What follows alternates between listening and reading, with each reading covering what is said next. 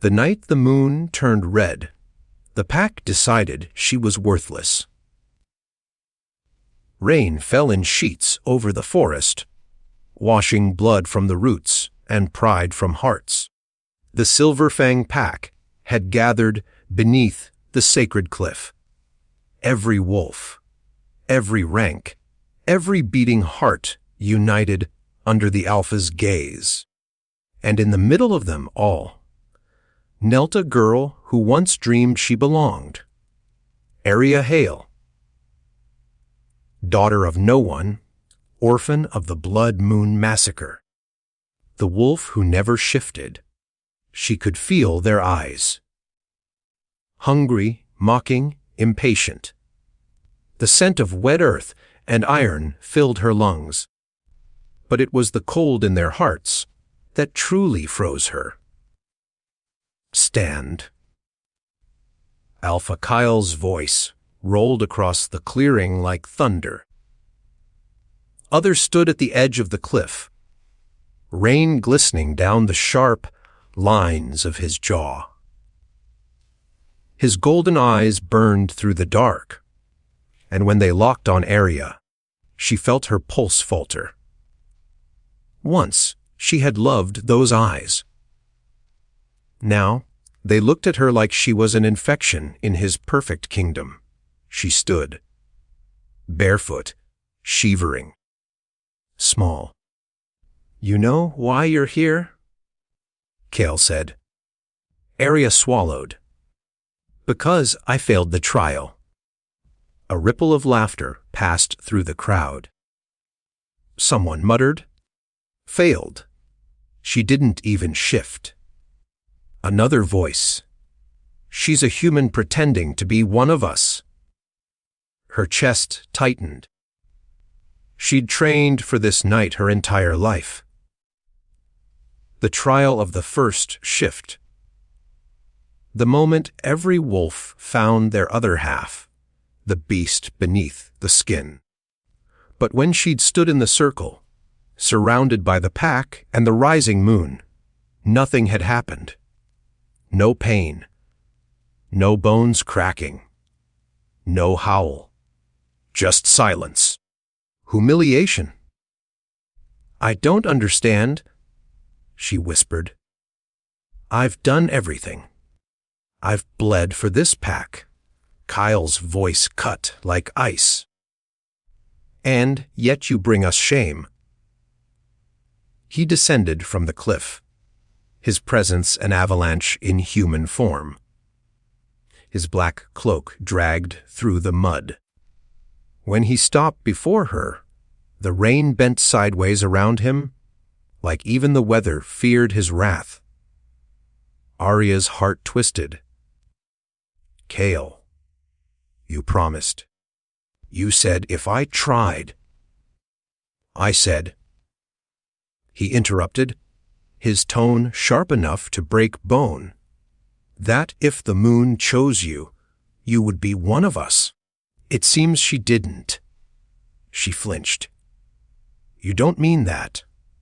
His jaw clenched. "I do. The moon doesn't bless weakness. You are not wolf, Aria. You are a burden." Every word stabbed deeper. Around them, the pack watched in silence, eager for blood or exile. Aria's throat burned. "I fought beside you when the rogues attacked. I saved your sister. And you disobeyed an Alpha's command to do it." Kale snapped. "That act of defiance cost us 3 warriors. Don't pretend your heart is noble when your hands are stained." Tears mixed with rain. "You once said my heart made me strong." "That was before I saw what weakness costs," he said quietly. "Before I saw you fail to become what you were meant to be." The final crack came not from her bones, but her soul. "I reject you," Kale said, his voice low, final, merciless. From this moment, you are no longer of my pack. You are cast out. May the moon pity you. Because I will not." A collective gasp rippled through the crowd. Lightning split the sky, throwing the clearing into blinding white. Aria staggered back as pain tore through her chest. Not the pain of a shifting wolf, but of a bond breaking. Her knees buckled.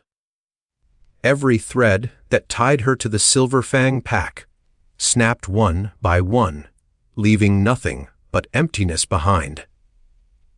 Her breath came ragged.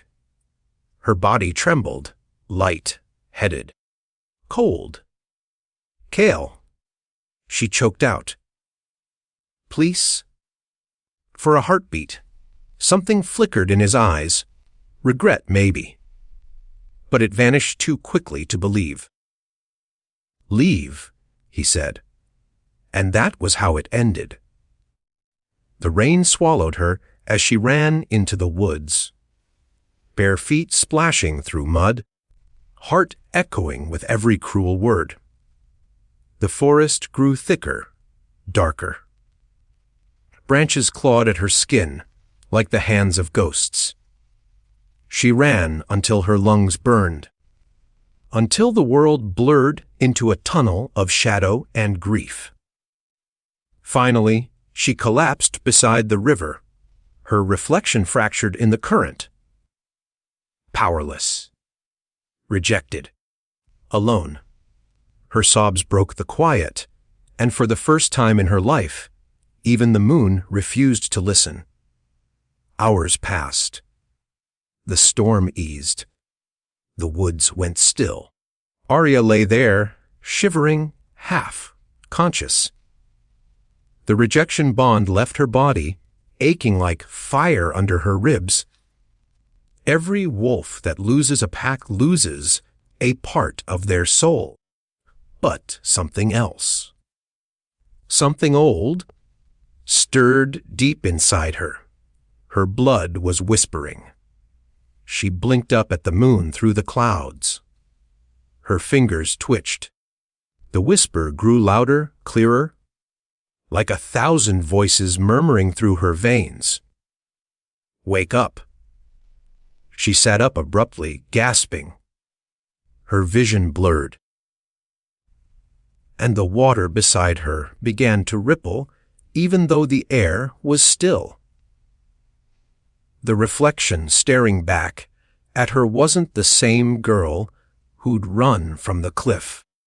Her eyes glowed faint silver, and in the reflection, only in the reflection, there was movement behind her.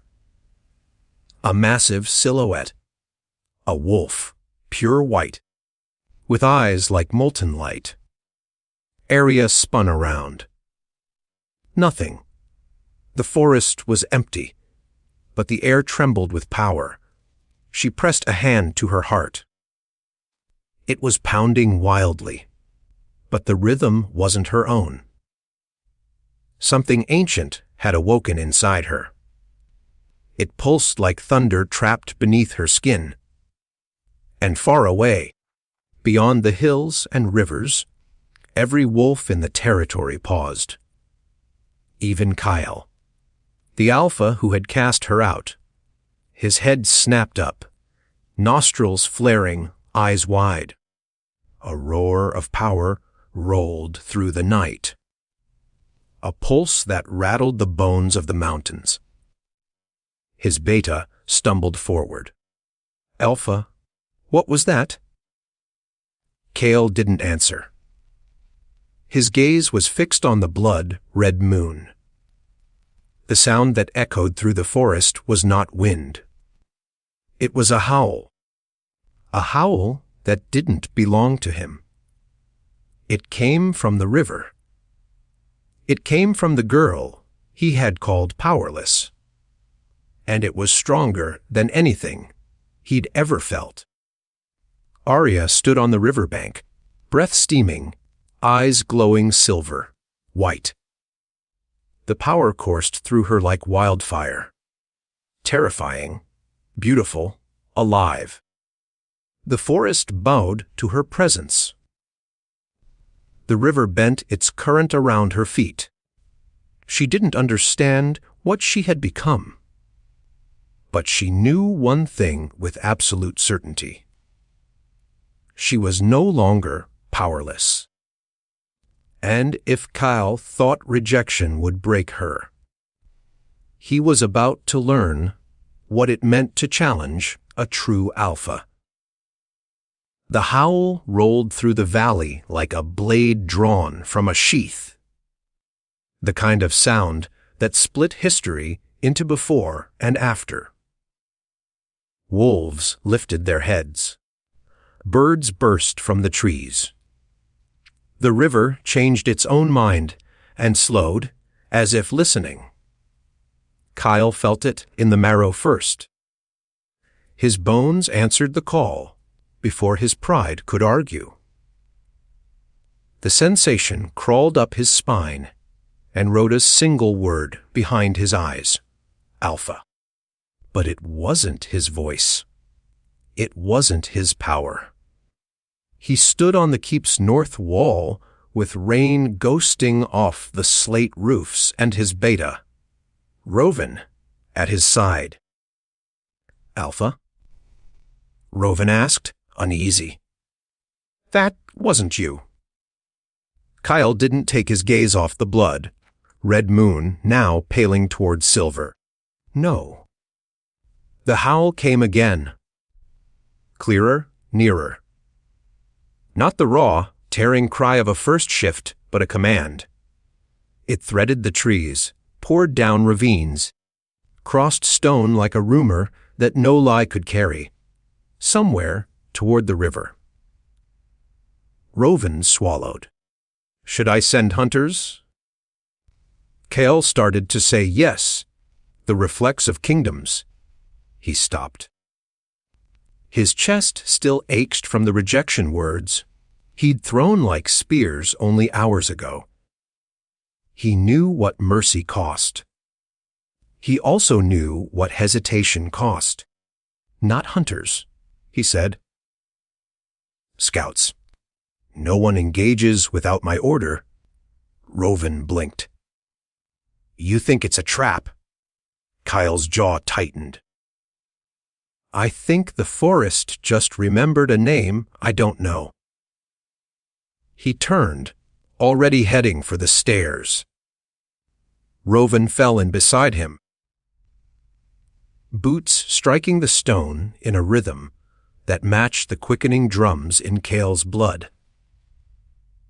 The keep stairwell smelled of iron and oil, weather and smoke, the sense of a pack at war with ghosts. Sir, Roven said carefully, if this is a rogue, all that power. It isn't a rogue. Kale said, a little too quickly. You sound sure. I am. Kale lied, because he had never been less sure of anything. He remembered Aria's face, rain-drenched, luminous with hurt. The way her voice had cracked on his name. Something in him had faltered then. Something human and inconvenient. He had crushed it, because leaders crush what makes them hesitate. That was the lesson his father had taught him. Now the night hummed with a power he could not name, and every lesson felt suddenly small. They reached the yard. Warriors were already gathering, hands on hilts, eyes bright with the ache for action. Form light squads. Kale ordered. North and east lines. Signal once. Only once, if you find the source. Then you wait. Alpha, Roven said, voice softer. If it is her. Kale froze. The rain sounded very loud. If it's her. Roven continued. You should know before anyone else does. Hale didn't answer. He didn't have to. He was already moving. Into the trees, into the dark. Into the place where leaders went when the laws they wrote in daylight turned to smoke at night. Aria stood on the river's stone lip, with her breath fogging in the cold, and the truth in her blood humming like a hive. The air tasted changed, cleaner, edged, full of attention. The first howl had torn the world open. The second had stitched it into a new shape. She felt it now. Threads running out of her in every direction, fine as hair, strong as steel. The forest tugged back lightly, as if testing her. The river leaned to hear. Even the wind held its breath, courteous at last. "Okay," she whispered to the night. "If this is madness, it's coordinated." A voice spoke behind her, drier than leaves and twice as old. "Not madness, child." Memory. Aria turned. An elder stepped from the shade of a cedar. The kind of woman people didn't notice until she wanted to be noticed. Cloak patched with different winters. Hair white as river foam. Ice the color of dark moss. She carried a walking stick that had walked more places than most feet. Who? "Nessa," the woman said. "I held the rights when you were small enough to be frightened of my rings." Aria's breath caught. Nessa. The keep's old seer. The one who spoke to the moon as if she were a neighbor, and sometimes laughed like a bell when men tried to write laws for the sky. Aria hadn't seen her in months, rumors said. She left before the trial because she didn't enjoy watching good girls be measured like meat. "Why are you here?" Aria asked. "Because the forest asked me to be," Nessa said mildly. "Because a heart I have loved since she broke her first bread just woke all the way up." Aria's hands shook, a little with cold, mostly with not being alone. "What's happening to me?" Nessa stepped closer. She did not bow. She did not kneel. She smiled. Proud and sad all at once. The thing you were born for, despite men and ceremonies, and the inconvenient timing of fear. "I didn't shift," Aria said, a brittle laugh catching in her throat. "I failed," he said. Hale said, "What scared him?" Nessa said, and the gentleness in it cut deeper than any blade. "The moon doesn't only write wolves on bones, Aria. Sometimes she writes leaders. The wolf is a shape, alpha is a weight. Most can carry one. Few can carry both. Almost none can carry them without becoming cruel." Aria stared down at her hands, at the faint silver sheen, under the skin that came, and went with her pulse. "If I'm not wolf, what am I?" "True."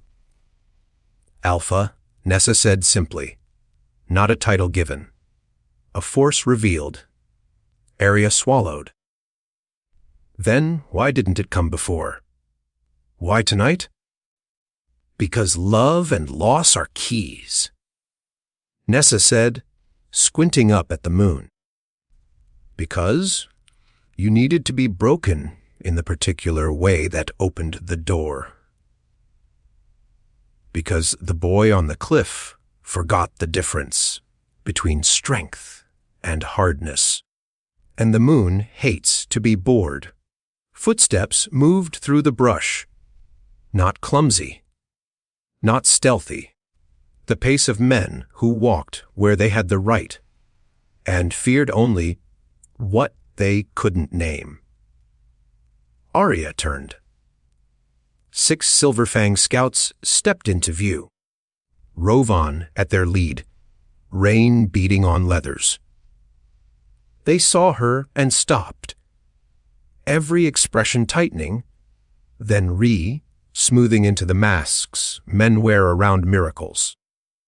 Aria, Rovan said, relief and dread sharing a mouth. You need to come back. The Alpha rejected me, she said, calm as the water at her ankles. The pack did, too. Rovan flinched. Hey, he didn't know. We didn't. You can't be out here alone. It's not safe. Nessa angled her head, amused. It's safest for everything that isn't trying to harm her. One of the younger scouts, eyes too bright with fear, stepped forward, hand on hilt. We should restrain her, he said, more to his own terror than to anyone in charge. If she could be a threat. Aria felt the fear rolling off him in waves. Her own terror answered out of habit. Then's gone. Something in her remembered the grove of stones she had never seen and the wolf in the water that had been her shadow and her future both. Put your blade down, she said softly. The boy's hand froze, fingers opening. The sword dropped into the moss with a small, embarrassed thump. He stared at his traitor fingers with wide, wet eyes. Rovan breathed a curse. Aria, what are you doing? Nothing you should fear, she said. Unless you mean me harm. We came to bring you home, he said, and his voice cracked on home like a bridge under too much weight. Aria looked past him. Kale stepped out of the trees. Rain had slicked his hair back and cut his cheekbones into something a sculptor would give up on. His eyes were wrong. Too gold. Too bright, too full of something that looked like hunger and regret wearing each other's clothes. The river seemed to lean toward him and then reconsider and lean back. Aria, Kale said, and the syllables felt like an old oath mispronounced. Her name in his mouth tugged places inside her she had spent hours stitching shut. She stood straighter. The power in her did not falter. It took one step closer to the surface. You should go back, she said. This is not your ground anymore. If he felt the blow, his face didn't show it. His gaze flicked to Nessa. Calculating, cautious. Then returned to Aria like a compass finding true north, and deciding it despised the decision. What did you do? He asked quietly. What you told me I couldn't, she said. I became. A shadow of a smile, not amused. Ashamed, maybe. I didn't tell you you couldn't. I told you you didn't. You made the truth smaller because it fit your rules, she said. You don't get to fix it now because the world refused to agree. Rovan lifted a palm, peace trying to remember its lines. We can talk about this at the keep. The forest disagreed. A ripple went through the trees like wind, but not wind. Birds broke from the canopy, panicked, and then fell silent mid-flight as if a hand had pressed them back down. The scouts turned, searching for threat. Kyle's head cocked, listening with an animal attention that had nothing to do with men and their words. Wolfspan, Nessa said, nose wrinkling. And something colder. They came out of the pines without ceremony. 11 wolves in armor dark as wet rock, flanking a man who wore no mask, because a face that had never bothered to lie doesn't need one. The sigil over his heart was a crescent broken by a blade. Nightspire. Rivals, raiders, the pack that loved the old ways, because the old ways had loved them back with power and dead sons. The commander smiled, a crease that looked borrowed. Silverfangs, he said, tone cordial as a funeral. We smelled something interesting. Thought we'd bring wine. Roven reached for his hilt. Kale didn't move. He took in the angles, the spread, the fact that Nightspire had come to a negotiation with men who didn't like to negotiate. We're not hosting? Kale said. Leave? Can't. The commander said, eyes sliding to Aria and sticking there like burrs. What came for her? Aria felt the eyes, the weight, the valuation. Something that wasn't her raised its hackles. She's not yours to take, Kale said. She's not yours at all, the commander said mildly. By your own law. Cast out. No pack. No protection. Fair game, Nessa snorted. Only men who have never met the moon say things like fair game. Kyle's body shifted without shifting, space making a place around him in the shape of a fight. You're outnumbered, he said. The commander's smile widened. Brought a friend. The forest opened its mouth, and a shadow walked out. Not wolf, not man. Something that wore both like options. Its eyes were pits that remembered stars. Wolfsbane ghosted the air. Aria's lungs stung. Her power surged to meet the poison, not fighting it. Folding around it, giving it a place to sit so it could not move. Aria, Kale said under his breath, not looking away from the thing. Stay behind me. She almost laughed. No? The thing moved like a thought, sudden and everywhere. The nearest scout went down with a sound he wouldn't have believed himself capable of making.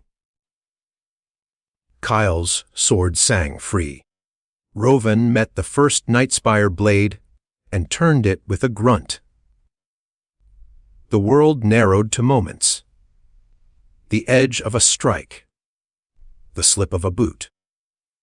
The way Kale's body remembered hers without meaning to. How he fought as if the space she occupied was the only ground that mattered. Infuriating. Terrible. Familiar. Aria let the power rise. Down, she commanded, and half the Nightspire warriors buckled, palms slamming to earth, eyes wide with animal panic at a god they couldn't see. The shadow wasn't a warrior bound by old rules.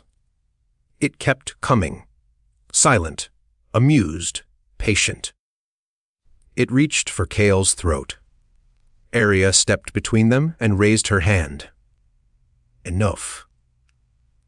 The word hit like weather. The shadow stalled. It looked at her, really looked, and something personal moved in that void where eyes should have been. Surprise. Recognition. You, it said without moving a mouth. Aria's skin crawled. Do I know you? You will, it lunged. Kyle moved the way dying men move when they decide not to. He took the blow, meant for Aria on his ribs again, turned the force, drove his blade in, deep enough to make the shadow's shape blur and shiver. It tore itself free, laughing without sound. An archer in Nightspire colors stepped from behind a pine, cool, bored, competent, and loosed. Aria saw the arrow a breath too late. She threw her power like a net. The shaft slowed, quivered in the air, bucked like a thing offended by new physics. It still struck. Not Aria. Kyle, the wolfsbane, tipped head buried deep under his collarbone. He didn't cry out. He didn't fall. He looked at her. Only at her. As if the entire world had been reduced to the question of whether she would leave him standing. The shadow inhaled, savoring the scent of poison and victory. Nightspire laughed, thin and mean. Aria moved. The river surged at her back. The trees groaned, sap rising like fists. Others' culver under her skin became light. And the light became heat. And the heat became words that had forgotten they were words and remembered they were laws. Kneel, she said to Nightspire. They collapsed, eyes rolling, limbs shaking, mouths praying to gods they had mocked at breakfast. Be still, she told the shadow. It froze, anger skittering across its surface like frost. Breathe, she told Kale, and the poison stuttered in his blood, then paused, then began to run backward like a river offended by gravity. He swayed. She caught him. His heat poured through her hands into her bones, into the mark, into the ground. The world's focus tightened to a single pair of eyes, gold fraying on the edges into something softer, something that might have been hope if hope weren't so expensive. Aria, he said, the syllables a confession. Don't talk, she said, throat raw. The arrowhead slid from flesh, as if the wound had decided it had better things to do. Blood slowed. The smell of wolfsbane thinned, embarrassed to have been so dramatic. Ness's staff struck the earth once. Up, she told Roven, and he rose, panting, sword still steady. The shadow fought her command. It cracked a smile. True Alpha, it said without a voice. The last time I knelt, it was to burn a kingdom. Let's see if I remember how. It slowly bent one knee, defiance in each inch. Then vanished, sucked backward into a seam in the air that closed like a blink. Silence returned in patches. The Nightspire survivors fled with their eyes, rolled white like spooked horses. Roven didn't chase. No one moved to cheer. No one remembered how. Kale's breath evened. He realized his hand was on Aria's waist and considered removing it, and then, carefully, didn't. "Thank you," he said. And it wasn't an apology, and it wasn't not one. Aria stepped away before her heart, made any decisions without consulting her. She turned to the river because it had been honest all night. "You can't stay out here," Rovan said, voice hoarse. The council. Nightspire. Everyone knows now. Nessa watched Aria the way midwives watch storms. "What do you want to do, child?" Aria looked up at the moon, now clean and bright and smug about it. The pack that cast her out would fracture if she left them leaderless. The rival pack had tasted her power and would come back with teeth and laws. The shadow had her name. The river had her reflection. Hale had her history. She made the only choice that fit the way the night had bent. "I'm not going back to kneel," she said. "I'm going back to lead." Hale didn't flinch.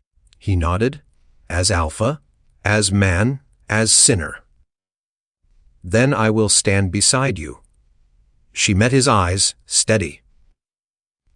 "You will stand behind me," she corrected. And the word behind didn't diminish him. It gave him room to be. What he had forgotten, a shield, not a crown. Nessa grinned, feral and pleased. "The moon will eat well tonight."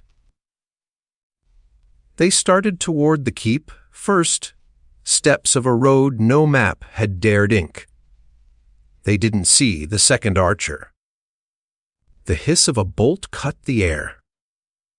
Nessa moved, impossibly fast for a body so old, and struck it with her staff. The tip grazed her shoulder instead of her heart. She staggered. The smell hit them a heartbeat later. Wolfsbane thickened with something colder, a poison that learned. Nessa's eyes fluttered. She smiled at Aria like a woman who had just remembered a joke. "You were always going to make me proud," she said. "Nessa." Darkness took the elder gently, like an old friend. Aria caught her before she hit the stones. The mark on Aria's arm blazed white, hot, spilling light through her fingers into Nessa's skin. Fighting, pleading, bargaining with a universe that had grown stubborn from being asked for too many miracles. The light flickered, died. Aria's howl shattered the tree line. Up on the ridge, a Nightspire silhouette lowered a crossbow and slipped into the dark with a satisfied, cautious hurry. Kyle's hand hovered over Aria's shoulder and came to rest. Hesitant, reverent. Rovan turned away and scrubbed his face, like a man trying to change it by force. The river kept running, because rivers are rude like that. Aria lifted her head. The grief that looked out through her eyes had teeth. "Bring me the one who did this," she said, her voice low and lethal. "And bring me the shadow that wears our names like a cloak." She stood. Nessa's weight transferred to Rovan's careful arms and faced the keep. For the first time in a century, the great doors felt small. Behind her, Hale said, very quietly, as if the night itself might punish him for hope. "Alpha?" She didn't look back. "True Alpha," she said, and the title didn't so much settle as radiate. Into stone, into men, into the law of the forest. The wind shifted. Far off, faint as a memory, a children's song no child had sung in generations threaded the pines. About a girl without a wolf who taught kings how to walk.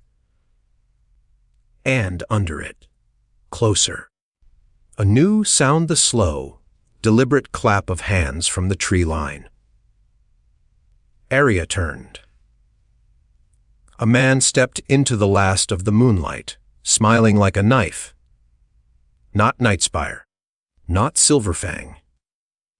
A stranger in a coat the color of dried blood, eyes black as the inside of a grave. Finally, he said, delighted, the true Alpha wakes.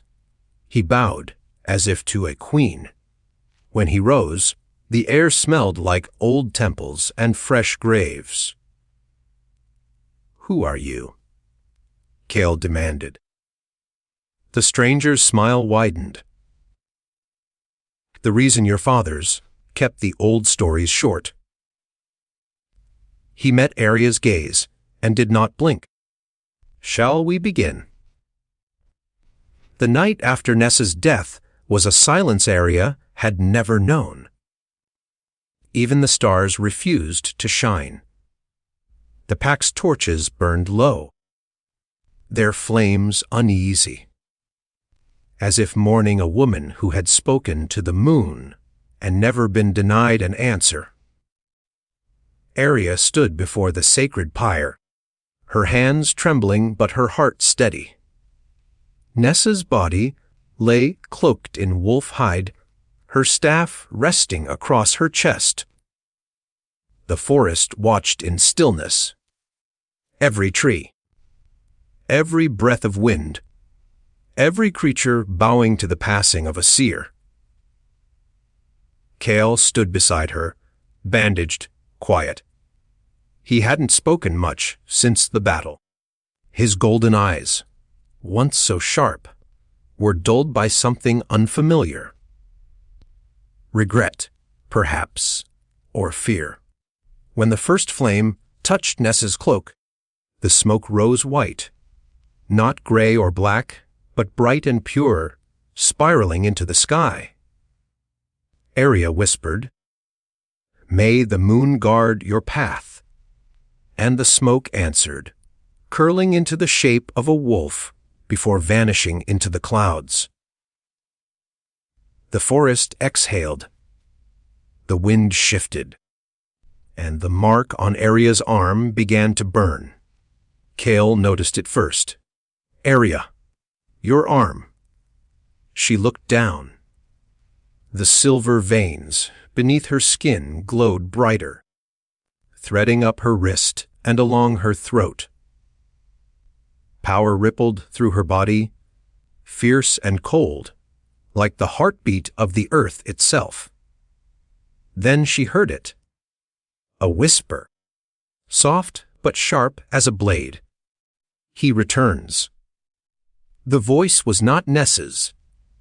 It was older. The same voice that had called to her by the river. The same one that had told her to wake. Aria's breath caught. Who? The ground trembled before she could finish. The pyre's flames flickered and bent backward, as though something vast exhaled behind them. Kyle moved instinctively, stepping in front of her, sword drawn despite his wound. "Something's coming," he muttered. From the shadows beyond the trees, a slow clap echoed. Once. Twice. 3 times. The stranger in the blood, red coat emerged again, smiling as if he'd never left. "Beautiful ceremony," he said, voice rich and cruelly calm. I almost cried. Kyle's jaw tightened. "You again? Who are you?" The man bowed slightly. Lucine, once called the moon's hand. Now her abandoned mistake. Aria's pulse quickened. You were there the night she died, she said. The shadow that fought us. It was yours. Lucian's smile deepened. Ah, so you saw. Good. Then you know what sleeps inside you. I know enough, Aria said. Enough to end you. He chuckled. And me? Little Luna, you haven't even begun to understand what you are. You think you're a true alpha. He took a step closer, his boots not making a sound. You're the moon's counterweight. The balance to every alpha's corruption. And every balance needs its opposite. His eyes burned crimson. That's me. Kale stepped forward, sword raised. You'll find no balance here. Lucian's gaze flicked to him. You must be the one who rejected her. Tell me, does the guilt taste better or worse than fear? Kale didn't answer. He lunged. The sword struck nothing but air. Lucian moved like smoke. One blink he was there, the next he was standing behind them. Still human enough to hesitate. He said softly. Pathetic. Aria turned, fury rising. Why are you here? Lucian tilted his head. To finish what the moon started. To see if her chosen one can actually bear the weight of her gift. Do you even know what that mark on your arm truly means? Aria. I don't need to. She said through clenched teeth. I am what it made me. He smiled sadly, almost pitying. Then you're already doomed. The ground cracked beneath his feet. Shadows poured upward like smoke made of knives. Wolves twisted from them, shapes with red eyes and snarls too human to be beasts. They encircled the pyre, the trees, the entire clearing. Kyle raised his sword. Stay behind me. No, Aria said. Not this time. Her eyes flashed silver. The air shifted. The flames of the pyre rose higher, swirling around her like a crown of fire. Her hair whipped in the wind as the mark on her arm spread across her body. Silver veins blooming like constellations. Lucian's grin faltered. Ah, there she is. Aria lifted her hand, and the flames obeyed. They coiled around her arm, transforming into a spear of pure light. When she spoke, her voice carried the weight of the moon itself. Leave, Lucian, or I will burn your shadow out of every corner of this world. The forest seemed to listen. The wolves hesitated, whining softly, but Lucian only smiled wider. Then let's see which of us the moon favors. He raised his hand. Darkness answered. It was like the stars themselves died. The clearing vanished into black, a black so deep it devoured sound. Kale shouted her name, but his voice was swallowed whole. Even her heartbeat seemed distant, echoing from somewhere far away. And then, she was standing in a different place entirely. The moon realm. A world made of memory and silver mist. The ground beneath her feet shimmered like glass, reflecting endless skies. In the distance stood a throne of bones and moonlight, cracked and empty. Lucian appeared across from her, his coat rippling like blood in water. This, he said softly, is where we were both born. What is this place? Aria asked. The heart of the bond, he said. The first howl. The moon made us here, and one of us she left behind. You were never meant to lead, Aria said. You turned on her? Lucien's voice sharpened. I loved her! More than you ever could. She made me her champion, and then cast me aside for mortals. For wolves too weak to stand without her blessing. Do you know what that feels like? To be chosen, then forgotten. Aria's chest tightened. Yes. He blinked. Something flickered in his expression. Recognition, pain. But it vanished quickly.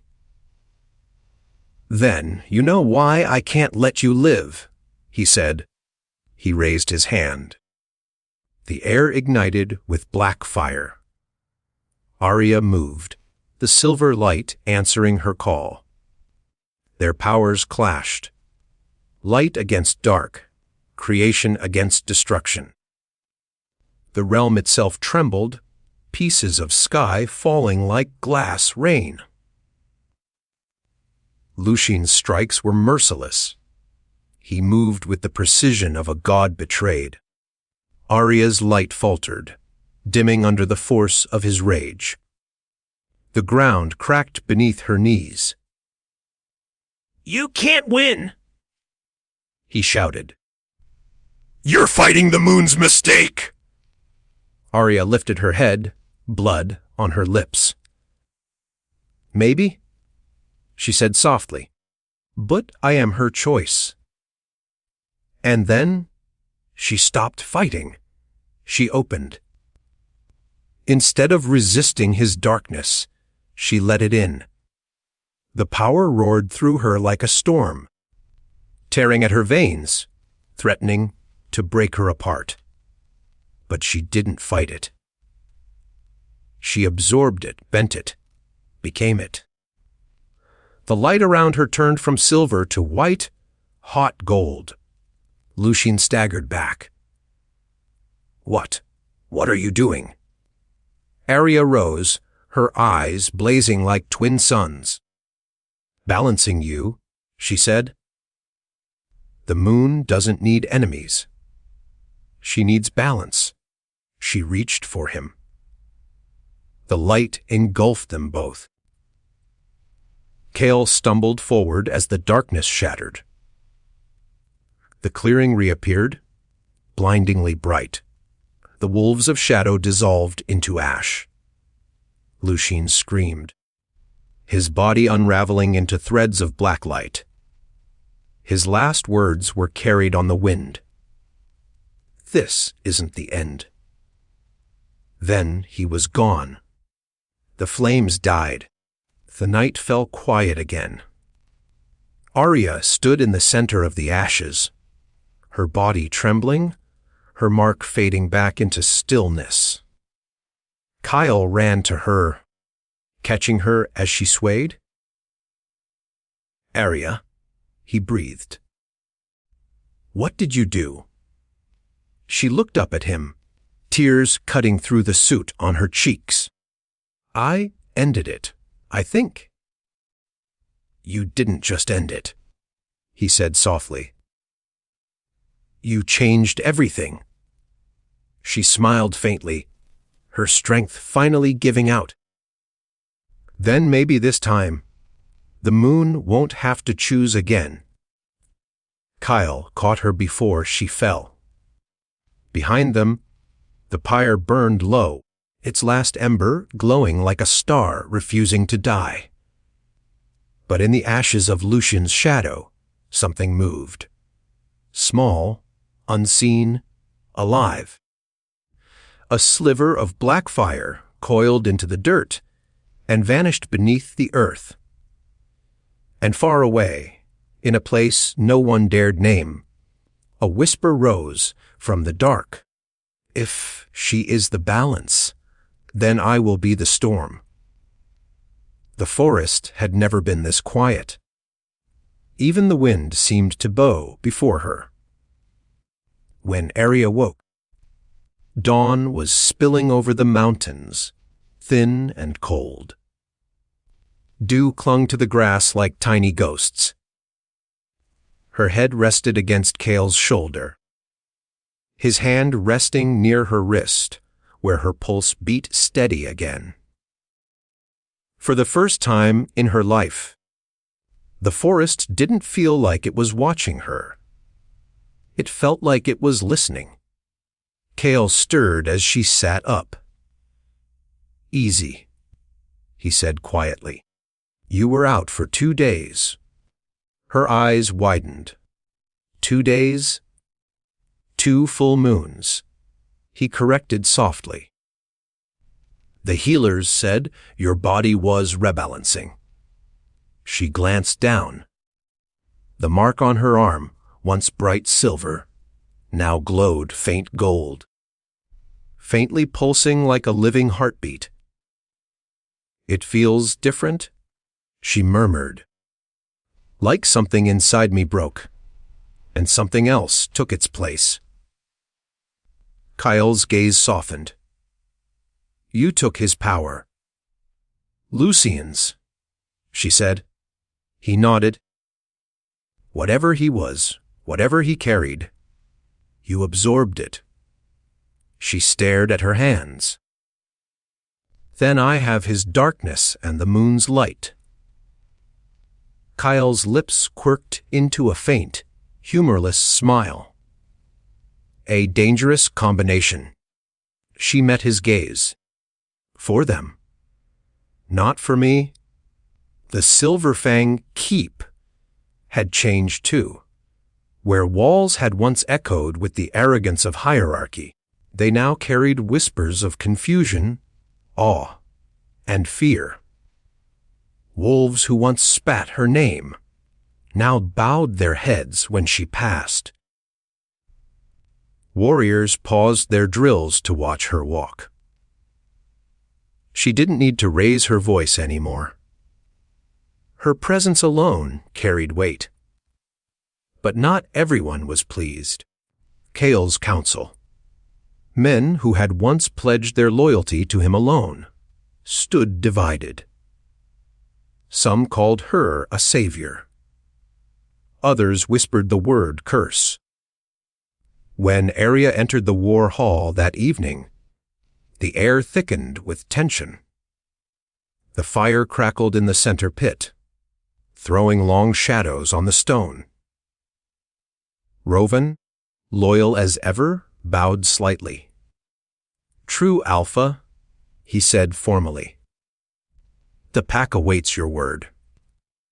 "Don't call me that," Aria said softly. "Names are just noise until they're earned."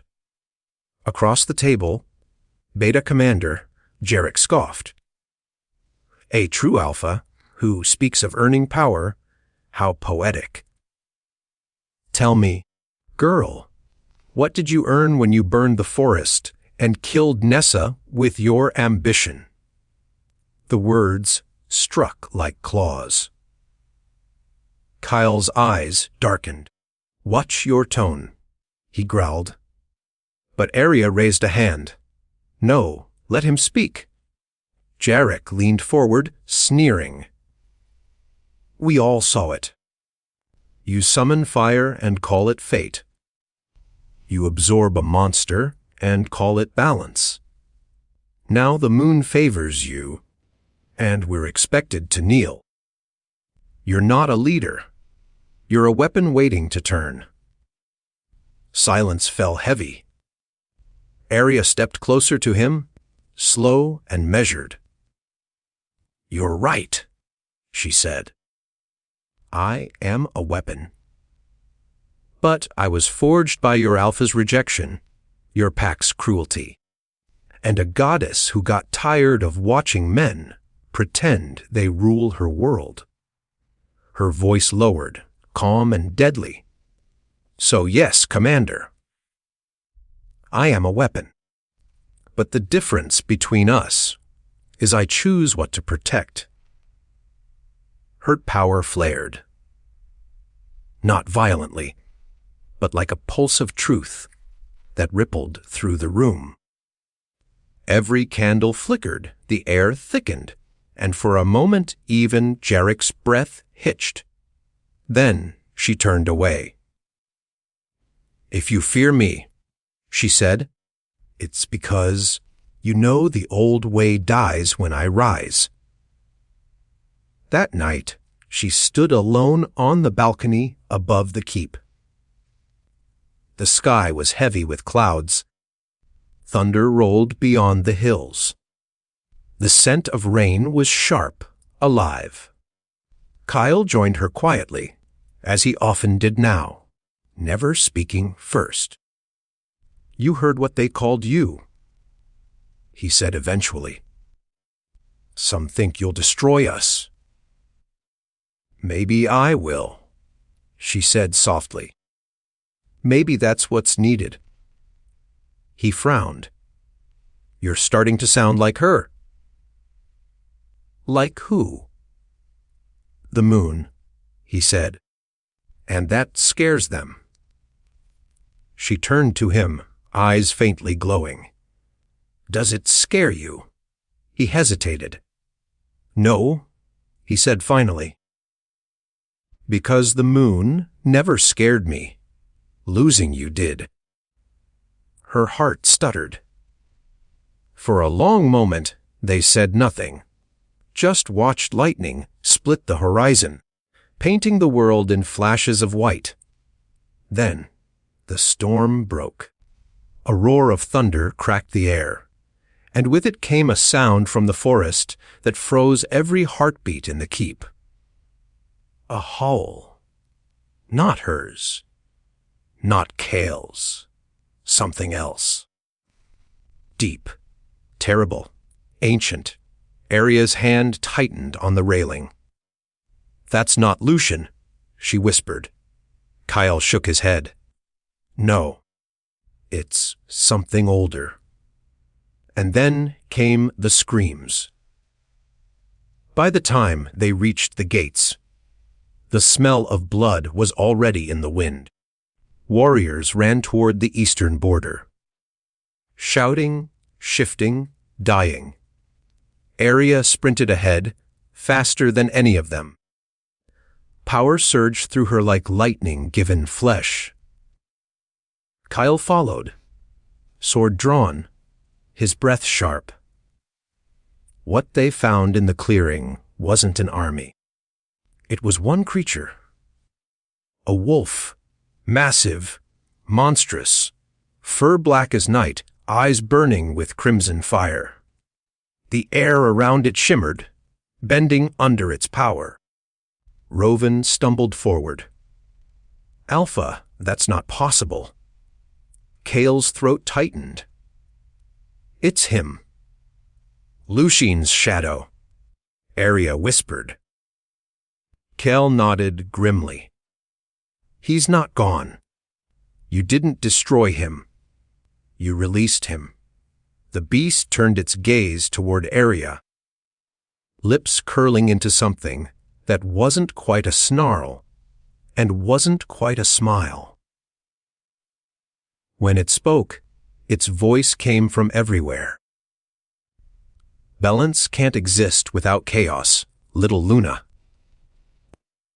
The ground split open beneath them. The pack scattered as the beast lunged, claws tearing through stone. Aria dove aside, summoning a wall of light to shield Kyle. The impact shook the ground, sparks flying where shadow met radiance. She gritted her teeth. "Kale, get them out!" "I'm not leaving you!" "You don't have a choice!" she shouted, power flaring around her. Lightning streaked down, striking her directly. Instead of burning, it sank into her skin, feeding her. The mark on her arm exploded with light, lines racing across her body in golden fire. The beast growled. You think you can destroy me again? Aria lifted her chin. No, she said. I'm not here to destroy you. She spread her arms. I'm here to finish what the moon began. The air roared. Every drop of rain turned into light. Every tree bent toward her, as if obeying gravity in reverse. The beast charged. Aria stood her ground. When they collided, the world tore. The forest disappeared. The storm vanished. They stood once again within the moon realm, but it was different now. Brighter, cracked, bleeding both shadow and light. Lucien's shadow loomed before her, larger than before, his form barely holding shape. You shouldn't have come back, he hissed. You can't fight me here. This isn't your realm anymore, she said. It's ours. Her hands burned gold. His claws glowed red. They collided again, their strikes echoing like thunder across eternity. Each blow sent ripples through the world. With every hit she landed, a star flared back to life above them. With every strike he delivered, a constellation died. You're killing yourself! Lucien's shadow snarled. The light and the dark can't coexist in one body. You'll burn from the inside out. Then I'll burn brighter, she whispered, and drove her hand into his chest. Light burst out, blinding, wholly unstoppable. His roar shook the realm. Cracks spread through his body like shattered glass. He reached for her, his voice breaking. You don't understand, Aria. You can't end me. I'm part of you now. Then you'll live where you belong, she said, pressing her hand deeper. Under my control? She closed her fist. The darkness shattered into thousands of fragments. Tiny black flames that swirled around her, then sank into her skin, like ink returning to parchment. When the light faded, she stood alone in the moon realm, breathing hard, her body glowing faintly gold and silver both. The throne of bones behind her was no longer empty. It had transformed, silver vines growing through it, moonlight weaving into its shape. A voice filled the air, warm and endless. Well done, my child. Aria turned. A figure stepped from the light. A woman cloaked in stars, her face hidden behind a veil of silver flame. The moon? Aria whispered. The goddess smiled. You have done what none before you dared. You balanced my light and my shadow. You carry both life and death within you now. Aria bowed her head. If this is what I was made for, tell me what comes next. The moon's gaze softened. What comes next is what every leader fears. Peace.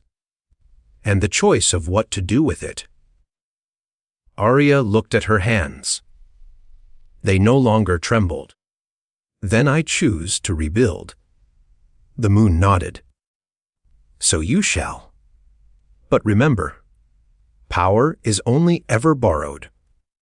Someday, the world will call for another true alpha, and when that day comes, you must decide whether to guide them or to test them. Aria met her gaze. Then I'll be ready. The moon smiled sadly. No one ever is. The light swelled, and the realm dissolved. She woke to Kyle's voice, soft and desperate. "Aria, please, wake up." Her eyes fluttered open. The storm was gone. The air smelled of rain and clean earth. Around them, the forest stood unburned, reborn. The beast was gone.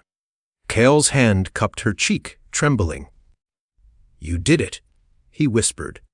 "You saved us." "No," she said faintly. "We did." He smiled, relief breaking through his exhaustion. "You're impossible." "I learned from the best," she murmured. He hesitated, then leaned closer. "Then maybe you'll forgive the worst." Their lips met, slow, soft, human. For once, there was no fire or magic between them. Only warmth. Only the truth of two souls that had finally stopped running. The dawn rose over the Silverfang Valley, painting the world in gold. Aria stood, watching the light crawl over the trees. Her mark pulsed once, bright, steady, alive. She turned to Kyle, the corners of her mouth curving. "The pack needs a leader." He grinned faintly. "Then lead true alpha." She took his hand. "No," she said. "We lead together."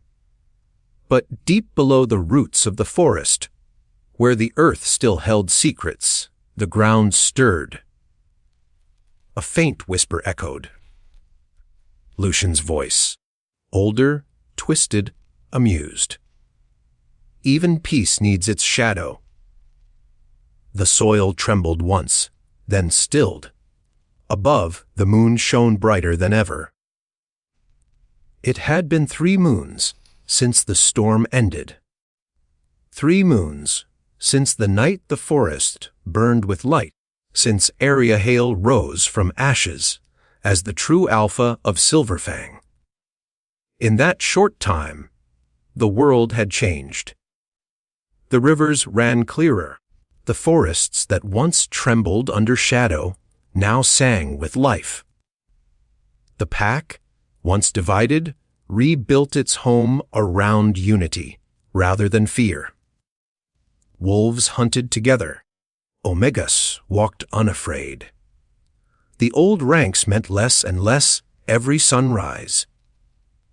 And at the center of it all stood Aria, the girl once called powerless. Now, the name whispered like a prayer across every border. But peace, she was learning, is the most fragile thing the world ever makes. Because in peace, silence grows. And silence is where secrets learn to breathe. Aria stood before the moonstone altar, the sacred rock that pulsed faint silver under her touch. The mark on her arm shimmered faintly in response. No longer just gold or silver now, but both, swirling like molten dawn and dusk. She had returned here every night since the battle, unable to shake, a feeling deep in her bones. The same whisper that had woken her before. The same pull that had dragged her into the moon realm. It was changing again. "You're restless," came Kyle's voice from behind her. She smiled faintly without turning. "The moon doesn't sleep." "Why should I?" Kale stepped closer, the sound of his boots soft on the wet earth. "Because the pack needs you alive." "I am alive," she said softly. "I just don't feel done yet." He studied her for a long moment. "You think Lucian's shadow will rise again?" She hesitated. "I don't think." I know. Kale exhaled slowly, gaze lifting toward the pale, full moon. Then I'll be ready? No, she said quietly. This time, I have to face it alone. His jaw tightened. Don't start this again. We lead together. Aria turned to face him, her expression gentle but unyielding. We lead together, yes. But we fight differently. You fight for the pack. I fight for balance. That's what the moon made me for. Then let me stand beside you, he said. Her hand touched his cheek, soft as moonlight. You already do. That night, the dreams returned. It began with the sound of waves, then whispers, millions of them, rising like wind through glass. She was back in the moon realm, though it wasn't like before. The skies were cracked open, spilling silver rain that hissed when it touched the ground. The throne of vines stood empty, and standing before it was a child, barefoot, eyes white as frost. Who are you? Aria asked. The child smiled, ancient and knowing. You've forgotten my name. Something about her voice twisted the air. Soft, eternal. The same tone that had once said, "Well done, my child." The moon. Aria breathed. The girl nodded. I needed a form your heart could understand. Aria frowned. Why am I here? Because balance cannot hold forever, said the moon. Light and dark have merged inside you, but harmony is never permanent. Eventually, one must bow to the other, or both will die. Aria's pulse quickened. You mean I'll die? The child tilted her head. Not yet. But if you remain as you are, your power will unravel everything. Your world, your pack, even me. Aria's stomach dropped. There has to be another way. There is, the moon said. You must choose. Choose what? To remain mortal and fade when your time comes, she said softly, or ascend, become what I was, the eternal guardian. The new moon. Aria's breath hitched. You mean become you? The child's expression softened. Become what the world needs next. Aria shook her head. I can't. My pack. Kale. Love is not lost in eternity, the moon said, stepping closer. It only changes shape. Aria took a shaky breath. And if I don't choose? The moon's eyes glowed brighter. Then the darkness you carry will choose for you. Lightning split the silver sky. The dream shattered. She woke gasping, drenched in sweat. The mark on her arm burned white hot. Kyle sat up instantly. Aria. Her breath came fast. She spoke to me. The moon, she said. I have to choose. Kyle's face darkened. Choose what? To stay or to ascend? He stared at her, the meaning sinking in. Ascend. You mean, leave this world? She nodded weakly. His voice cracked. No. No. That's not happening. She said, if I don't, the darkness will take me. Kael stood abruptly, pacing like a caged wolf. There has to be another way. We'll find it. Aria's voice broke. Kael, she's a goddess. You don't find another way. He turned to her, eyes fierce. You didn't find another way before either. You made one. She wanted to believe him.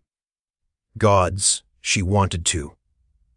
But beneath her ribs, she could already feel it. The imbalance creeping. The shadows whispering. Lucien's remnants. The black veins of power she'd buried, stirring awake. They were hungry. By the next morning, the signs had spread. The river that once glowed faint silver now reflected black under daylight. The wolves who drank from it grew restless, snapping at each other without reason. Plants wilted overnight. The balance was breaking. Aria stood on the high balcony of the keep, watching storm clouds churn over the valley. The moon hung pale and sickly, as though bleeding into the daylight itself. Hale joined her quietly. His face was hard, unreadable. The elders are asking if this is the end. Not yet, she said. He looked at her. What are you planning? She met his gaze. To finish what I started. That night, when the full moon rose red for the first time in centuries, Aria walked alone into the forest. The trees bent toward her as she passed, roots glowing faint gold in her wake. The air was heavy, expectant.